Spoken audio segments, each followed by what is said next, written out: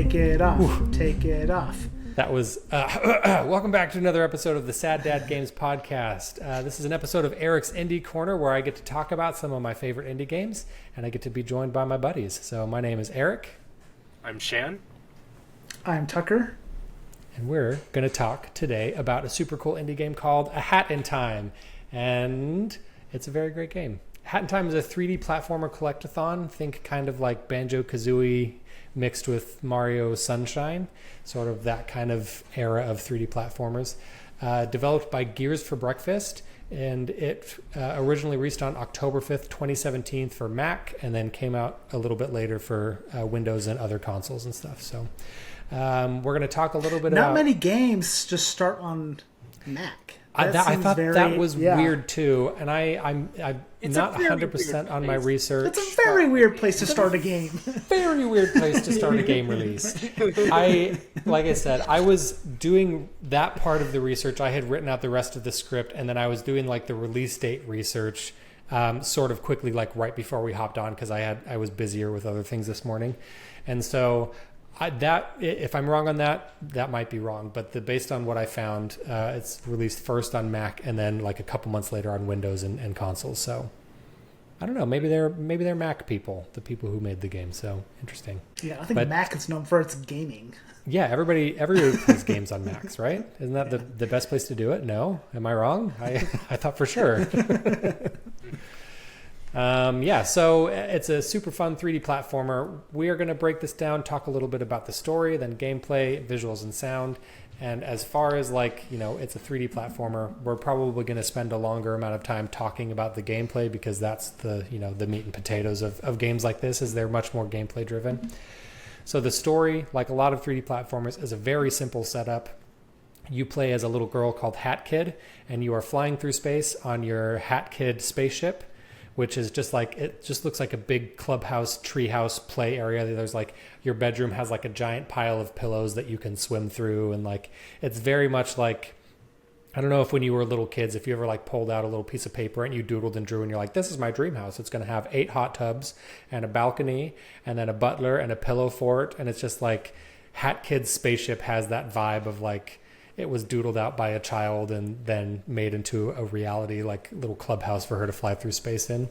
So anyways, you play as Hat Kid, you're flying through outer space in your very, very cool spaceship. And you fly a little bit too close to a planet, and one of the mafia members from that planet flies up to the window and says, hey, you have to pay the mafia toll. And you politely decline. Into this boy's hole? To get into the boy's soul. Very clearly says boy's soul. Boy's soul. It sounds like you're saying boy's hole. Classic It's Always Sunny quote. So anyways, the mafia comes flying up into your spaceship. Not in a spaceship, just a single, no astronaut's outfit, just a single mafia member somehow flies up to the outside of your spaceship, knocks on the window, says, give us money. And then when Hat Kid declines, he punches a hole in the window, and all of the special relics inside of your spaceship all go flying out and scatter themselves all over the world. So the things that power your ship are called timepieces. All of the timepieces fly out of your spaceship, and you got to go find them by doing platforming challenges. Surprise, surprise. So very simple setup, very silly. Is this the same world that Samus Aran keeps on crash landing on? Maybe.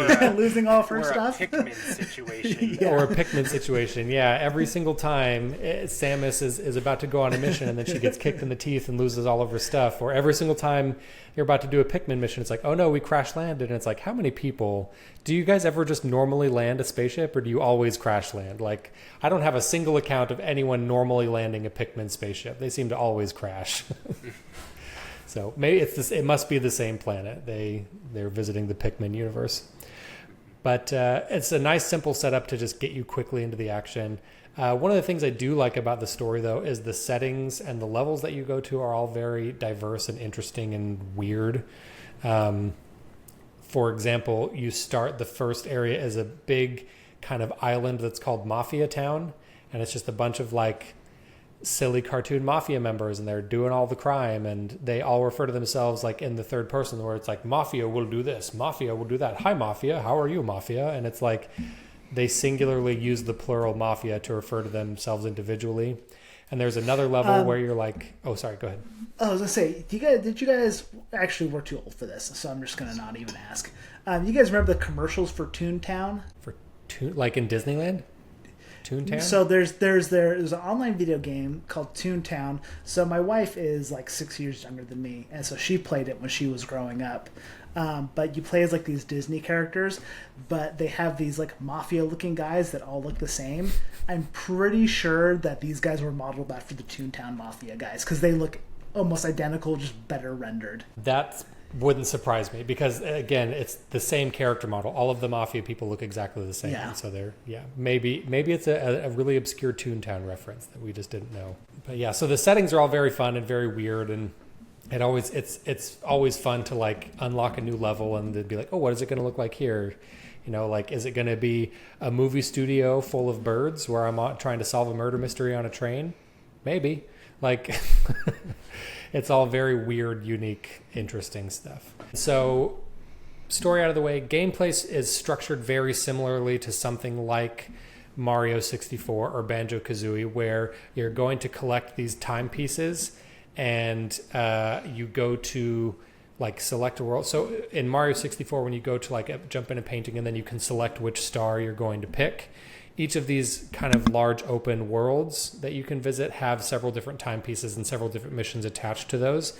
And so you pick the mission you want to do and then you can do those things. It's a very much like a pick your timepiece, do that mission, get the timepiece. Whereas in more modern 3D platformers like Mario Odyssey, you just kind of jump into the open world and you get all of the moons in whatever order, however you feel like finding them. This one is a little more structured like Mario Sunshine, where it's like you have to pick the timepiece that you want to get, and the mission will be structured around getting that timepiece in this open hub world. So it's a very like classic 3D platformer structure in that sense, where you're going from these different open worlds and collecting timepieces within those worlds.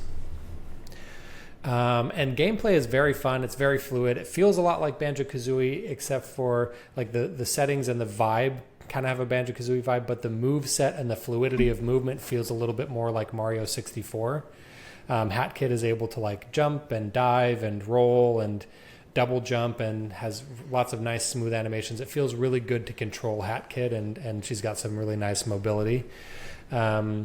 So yeah, this is a genre that we all, I think, really enjoy. We love some 3D platformers. So do you guys have like fond memories of playing 3D platformers back in the day? Anything you want to share here? Well, obviously Banjo-Kazooie is my number one game.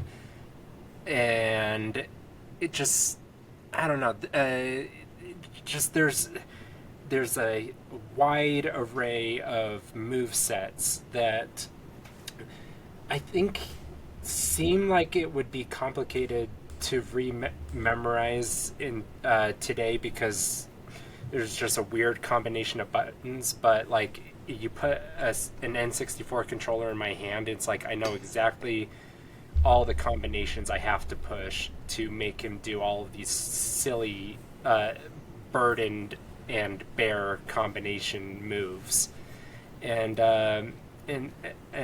But like, and I don't know, there's just something silly and quirky about those movesets and how they work together. And just the fact that it's like those two characters working together allows for more than just the standard run and jump that you get in most platformers. And I think that's really what you need for a 3D platformer to stick out.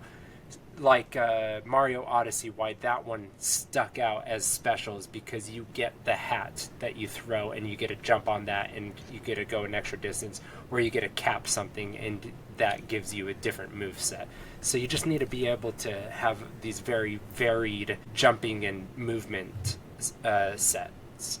Yeah, I think that's why Mario Sunshine stands out to me. Is Mario 64 was kind of, I don't know, for me was the introduction from a 2D platformer to 3D platforming, which I think it was for most people, because I think that was probably one of the first. It was like, I think it was a launch title for the N64. Yeah. So yeah, super early days for 3D platforming.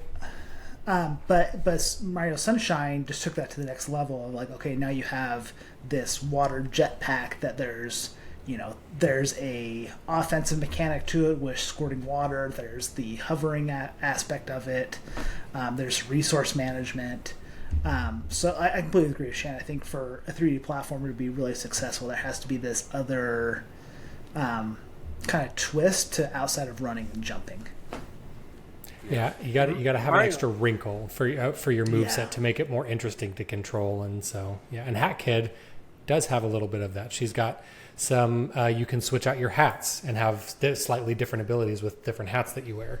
One of them helps point you towards your goal. One of them might help you run a lot faster. One of them can, well, I won't spoil it all. You should play the game. But you have different hats that can give you different abilities and can kind of tweak the gameplay just a little bit. So, and that's a super fun little thing. And they've got it tied to like a weapon wheel or something. So you tap the button and it brings up a wheel so you can quickly swap between different kinds of hats. And so that's a fun extra little wrinkle that Hat Kid has in her back pocket. So I really, really enjoy the gameplay of this game. I think it's very well structured. I think the movement feels really, really good.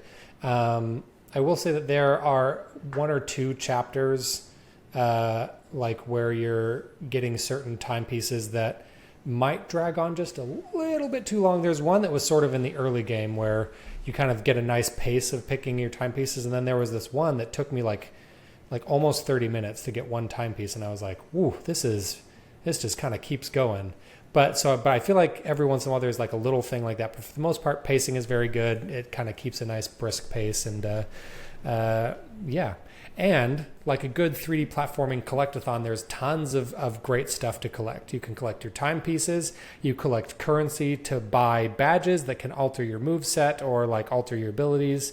You can collect little bundles of yarn that help you build and craft new hats. You can collect tokens that you can take them back to your spaceship, and you can use those to unlock new outfits, new different skins, I guess, visual, like a reskin of your hats that you can have.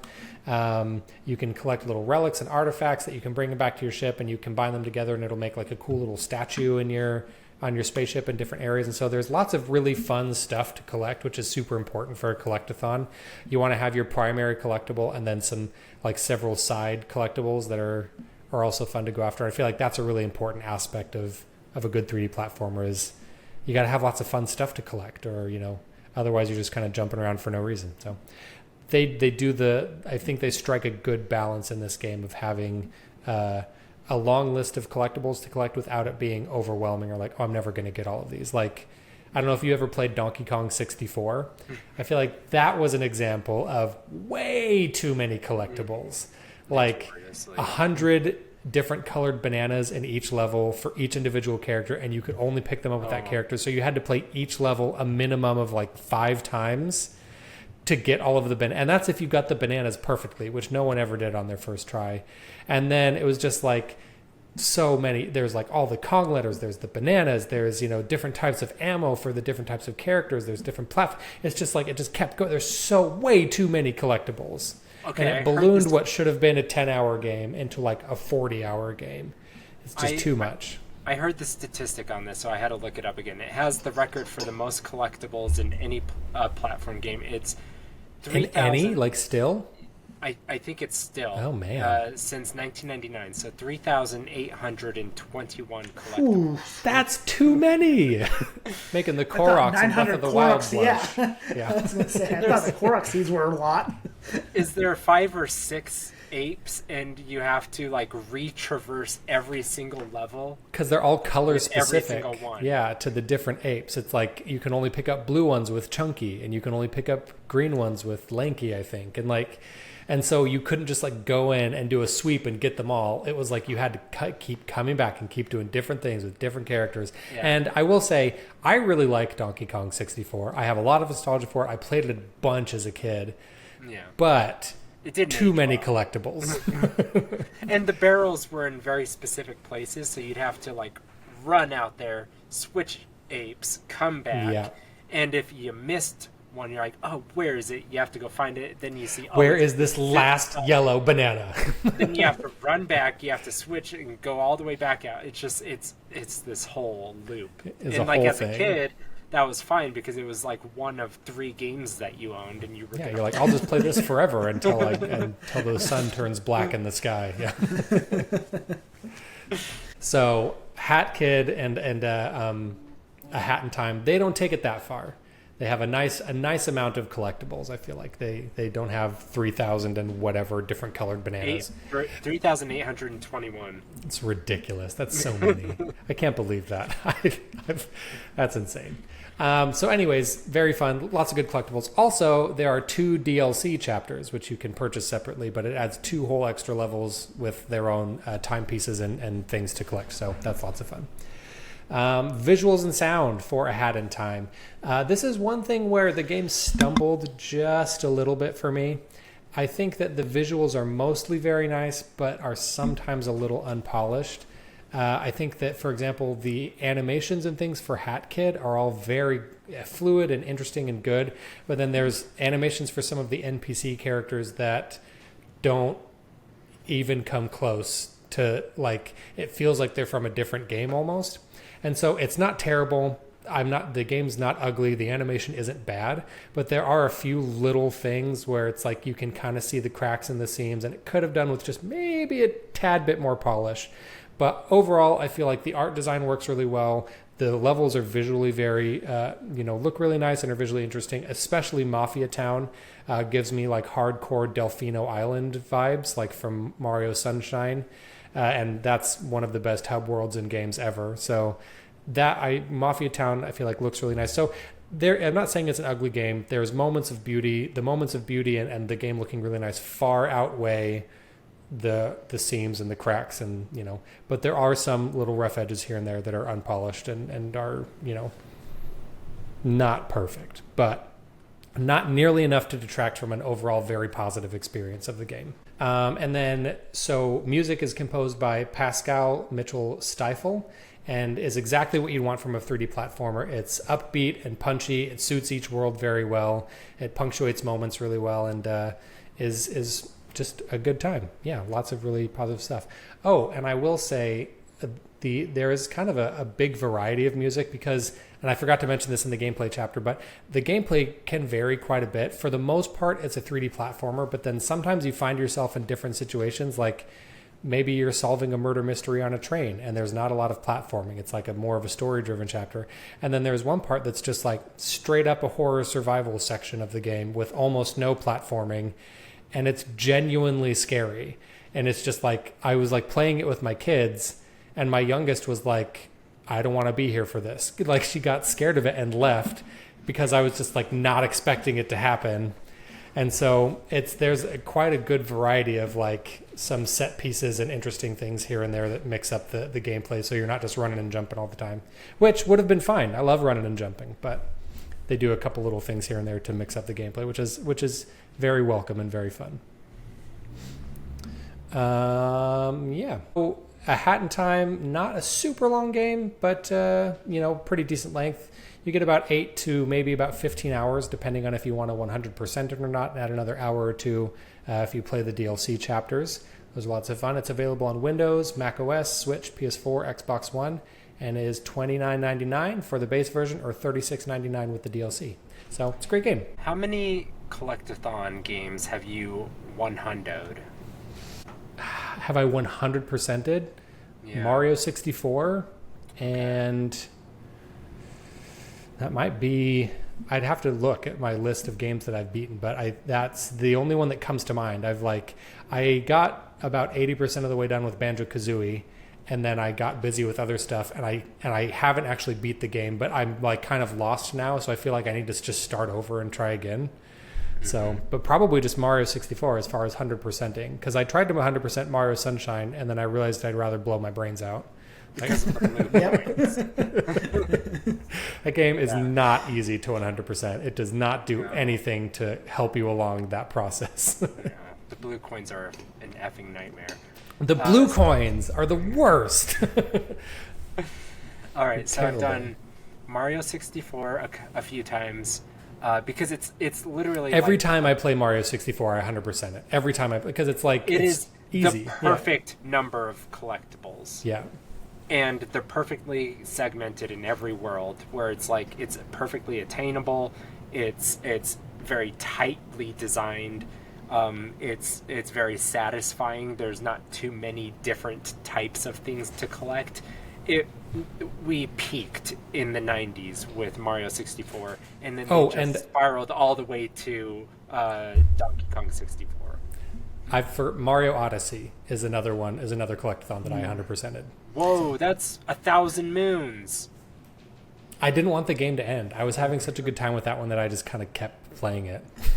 Okay, that's impressive. Yeah. So those are my two that I can think of off the top of my head. Yeah. And then Banjo-Kazooie several times. Every time I play it, 100%. You need to come over and help me with the ice world. Yeah, Banjo-Kazooie, the ice world was giving me. There's the race as the walrus that's giving me a hard time. Yeah, we should just do a live stream. It's the slalom race. Ooh, that's a good idea. You know what? We should do that. I would actually love to do that. Like play Banjo-Kazooie at like live stream it and then have Shan just like tell me what to do the whole time. That sounds wildly entertaining. Hey! Yeah. Anyways, excellent idea, Tucker. Yeah. Okay. All right, and then Mario Galaxy. So it was like the Mario trilogy. Ooh, Mario Galaxy is a hard one too. That's like there's a lot really of because you have to do the whole game over again as Luigi too, right? Oh, I didn't do the Luigi. Oh, okay. So you 100%ed it as much. Well, I mean, it's exactly it. So listen, when you do it as Luigi, it's like a new game plus. You can like play the whole thing again, and the only thing that's different is Luigi. But your like save file is 100% when you do it as Mario, so that counts. I'm with you with that on that Shan. Yeah, I don't think there's any other game I've done like as far as like 100% outside of Collect-a-thons. It's like. I've done a platinum on Hellblade because that's super easy, and Spider-Man. Yeah, I was going to say all three of the Spider-Man games for PS4 and PS5 I 100%ed. But as far as Collect-a-thons go, what about you, Tucker? How many games have you 100%ed? As far as Collect-a-thons go, I think probably Mario 64 is the only one there. But yeah, I've done all three Spider-Man games. I've done Assassin's Creed. Assassin's Creed, and it doesn't matter which one you're going to say here. They're all impressive. Well, there's so much stuff in those games. Black Flag is actually fun to 100%. Yeah, because it's a fun game. Because you're a freaking pirate. I might have done Shadow of Mordor. Did you also? Ooh, I have to check on Shadow of Mordor. I know I've gotten close because I played the crap out of that game. That's a great game too. Yeah, we should do that one on the show. That'd be a fun one. I'm pretty sure you did. Can we do Shadow of Mordor on our regular series? I'd love to do Shadow of... That's such a fun game. It's possible, yeah. Okay. And then I've done Breath of the Wild on that's right. I haven't even Master done Mode. Yeah, regular and Master Mode. The Master Mode was a mistake to 100% that. So you got all the Koroks in Master Mode as well after already having found all of them in normal mode? There was something inside of me. Is that why you didn't have a job anymore, Tucker? Did they fire you because you were playing Breath of the Wild too much? Yeah. No, there's just something inside of me like, well, I did it with normal mode. I have to do it with Master Mode. I'm already whatever. Right you kill that part of whatever's inside of you that caused that. You shove it deep down. You don't deal with that. Yeah. So, but the Master Mode I used a walkthrough to get all the Korok seeds. That one. For the regular mode, I used the stupid mask and just paste all of Hyrule back and forth. That sounds so fun. And then they rewarded you with a piece of shit, and you're like, a literal piece of shit. Yeah. But you know what? Do you guys have that piece of shit? I don't. So, and you have two of them. You have a normal one and a master basically. One. Two. I think I'm trying to think of what other ones I've 100%ed. I think that might be it. I tend to go hard on more open world RPG on 100% in games for some odd reason. Did you ever do Fallout games? Oh my gosh, how would you even 100% so a Bethesda game? Fallout 3 was Fallout 3 is where I got the closest. Yeah, Fallout 3 is I got the closest, but to 100% that game you have to finish the game and reach level I can't remember what level it is. I think it's like level 20, but with certain levels of karma, so you have to be neutral, have to be good, have to be evil, but you have to do that for like all these major level milestones. So you have to play all the way through the game so many times to get there, and I just couldn't get 100% there. It's not worth it. But is that just for like an achievement? Yeah. Achievements don't count towards percentaging a game. It's like, I mean, that's like 110% as far as I'm concerned. Okay. 100% is like you've done everything, all of the missions, all of the items in game, and then achievements and trophies. Oh, that's okay, like yeah. a secondary. Yeah. Okay, if we're doing side missions, then yeah, Fallout 3 I've done multiple times. Very impressive. Bethesda games are not small. All right. Yeah, I think that's probably it. Yeah, I've done several Zelda games. 100%. Oh, Halo 3. Not all of them. If you want to count Halo 3 being able to 100% it because there's the skulls you collect. Oh yeah. Things like that. Yeah. Very cool. Yeah, so I feel like the reason we talk, because 3D platformers are almost sort of geared towards 100%ing, because it's like a collect-a-thon. It's like, here are collectibles. It's a very clear way to track and be like, get all of these collectibles, and then you did everything. So it's easy to like track your progress on 100%, and so yeah. Pokemon, first through obviously third for generations. Shan. Yeah. Ooh, first 3 generations? That's Yeah. craziness. That's I've just as done far the- as I went. I've just done the first generation on Game Boy, and then when we played Let's Go Pikachu and Let's Go Eevee. That's the only Oh, time yeah. I've Oh, I did. I 100%ed Legends Arceus and the first generation of Pokemon as well. Yeah.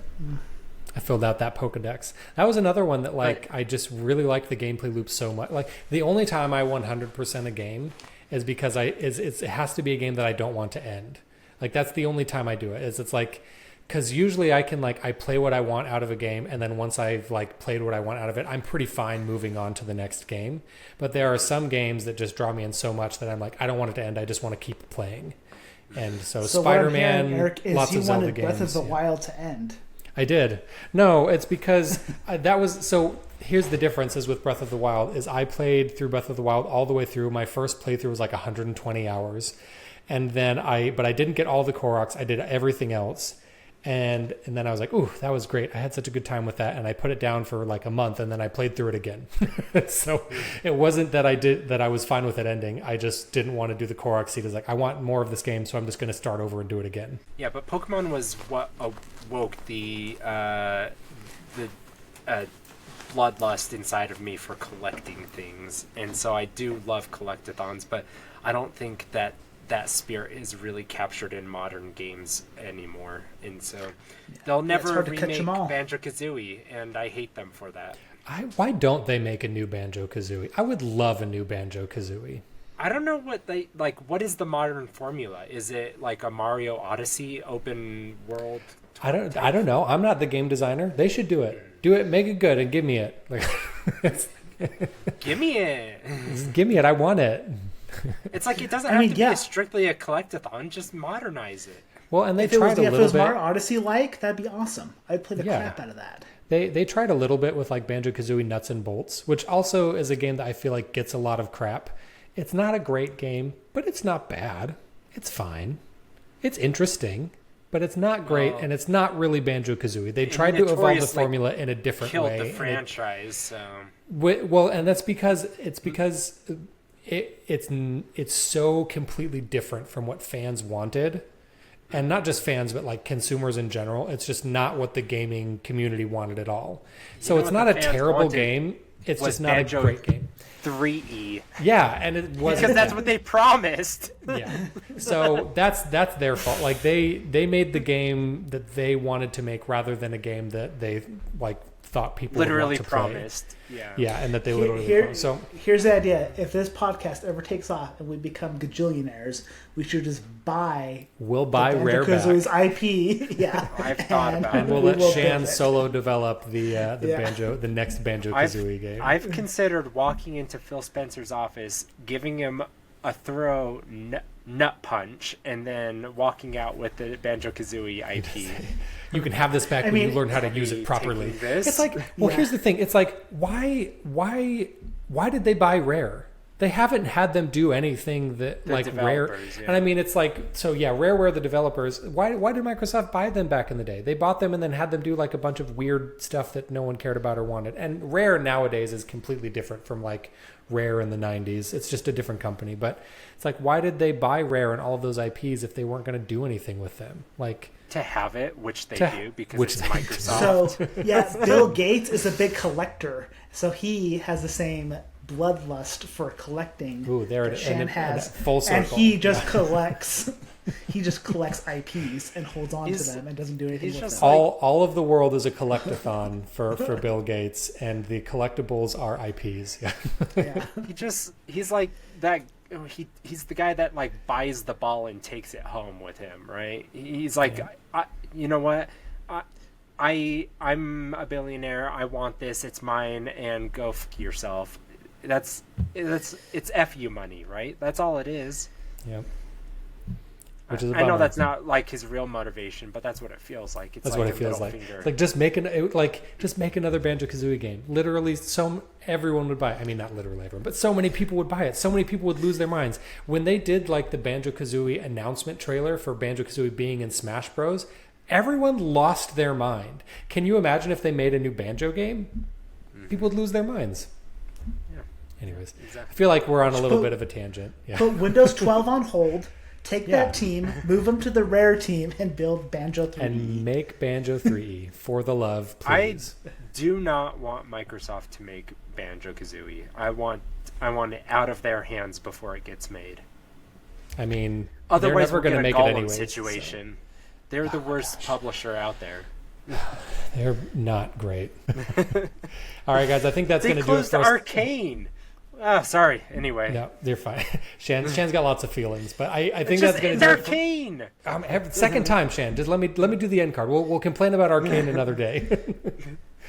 But Eric, what about Arcane? But what about Shan, Arcane? what are your feelings on Arcane? It was like the greatest like studio. They had some of the best games I've ever played. The MSim genre, like the BioShock type games. They did also have Redfall though.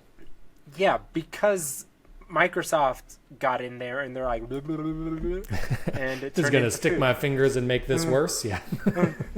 And then like they churned out poop, and then Microsoft's like, oh, that's not our fault. I guess maybe we should be more involved. And you're like, really, you think you're going to blame the studio even though this only happened after you acquired them? I think Microsoft, as far as their gaming division, is like slowly turning into EA, where they'll like buy a studio and then the studio's like, we want to make this game, and they're like, no, make this other game, and they force them to make a game that they don't want to make and are not skilled in making. And so then the game fails and they're like, all right, well, we're going to close your studio because you did a bad job. It's like, we did a bad job because you told us to do a bad job. Like, yeah. And so Tango Studio, God, they were saved, but woof. Yeah. So that it's unfortunate, but okay. All right. Anyways, play Hat in Time. It's a great game. Thanks for listening, everybody, to another episode of Eric's Indie Corner. Remember, if you're watching on YouTube, like, comment, subscribe. If you're watching or listening on Apple Podcasts or Spotify, do whatever you do on those platforms. Like, I guess. Subscribe. I don't really know how those work as well as I do YouTube. So subscribe. Listen to us. We love hanging out with you guys. I love talking about indie games. We'll catch you next time. Bye. Bye. See ya. Outro. Bleep-a-doof, bleep-a-deep, bloop-a-dee-blow.